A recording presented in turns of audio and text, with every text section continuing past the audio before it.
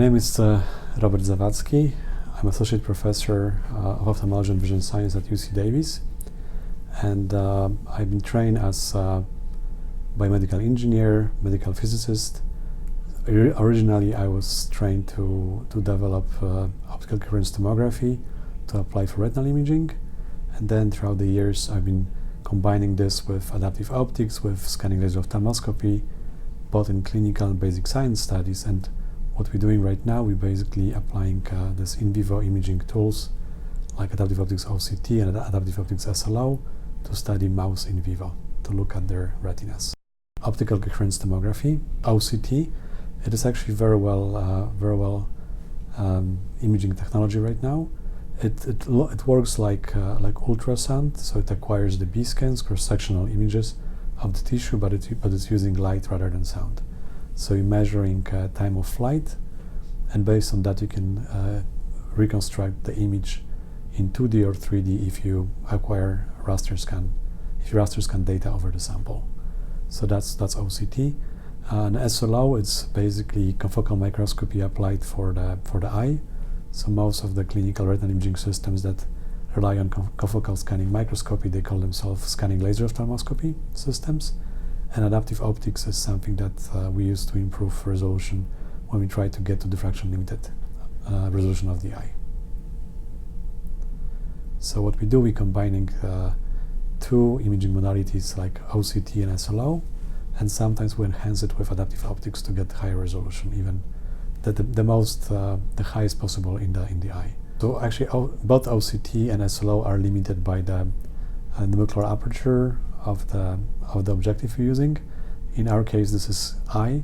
So in human eye, the resolution limit is down to, let's say, 2 micrometers. In mouse, it's probably close to 1 micrometer. In case if you can correct aberrations using adaptive optics. So these techniques don't really improve resolution. Those are just imaging modalities. Improves resolution is this adaptive optics. So this can be used to basically bring you up to the diffraction limit. So we don't use any kind of super resolution microscopy techniques. This is still old good microscopy.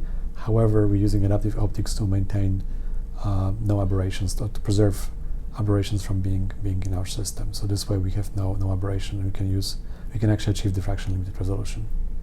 So WPI is something that helps us with in our basic science studies with animal work. So in our lab, we're using mice as models of eye diseases. In this case, we basically have mice that have certain mutations in their genes that make their eyes develop human-like eye conditions. And what we need, we basically make sure we want these mice to be kind of comfortable and to be able to image them over time. We require kind of special tools to keep them in place. So one of the things that actually your company provided is the kind of mice face masks or mice bite bars. So in our imaging, we trying to basically keep animals under anesthesia, and for that we're using the inhalation anesthetics, isofluorane, and your company provides very well designed systems that actually allow us to do. So basically this is like a system to keep mice under anesthesia. Another application, another product from you is the product that we use to keep mice warm. It's basically some kind of warmers, and probably the last one I want to mention is in one of the mouse models, when we're trying to develop tumor in the retina, we use a very small, precise injection to deliver cells in a mouse eye, and we actually use the system from your company to do that, to allow us to inject very small volumes in the range of microliter. So I think that there's many possible goals for us. So at the moment for me is to first be able to maintain the research we're doing right now, to make it interesting and kind of attractive for others to allow us to keep funding.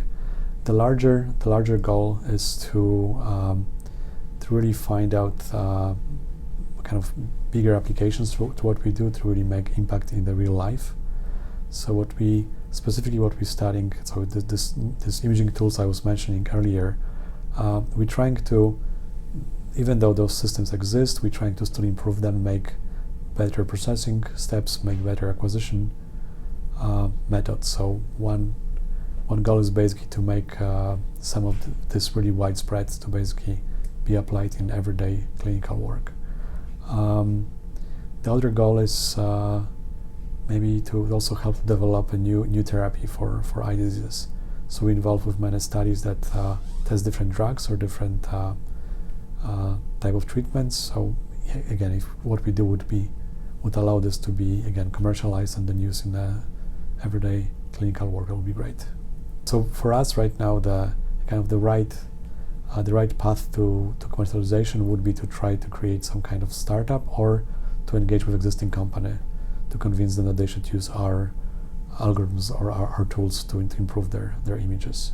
I'll give you an example of the system, of the technique that we were recently trying to promote. This is called temporal speckle averaging, OCT. So in OCT, the images are really, the images of the tissue have a really high noise. It's called speckle, that really prevent